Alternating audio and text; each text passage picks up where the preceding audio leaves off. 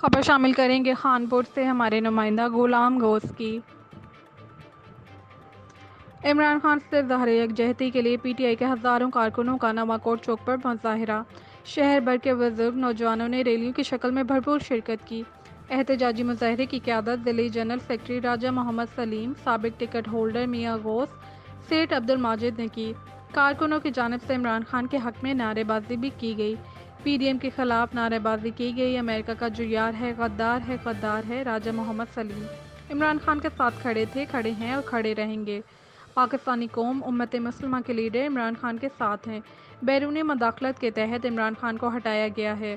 اس نظام کا حصہ بننے والے کرپٹ سیاستدانوں کو پاکستانی عوام کبھی نہیں بھولے گی۔ میاں غوث محمد عمران خان 2/3 اکثریت سے کامیاب ہو کر دوبارہ وزیر اعظم منتخب ہوں گے۔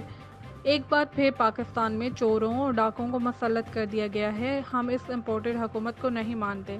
پاکستان میں فوری شفاف انتخابات کرائے جائیں گے۔ باقر چغتائی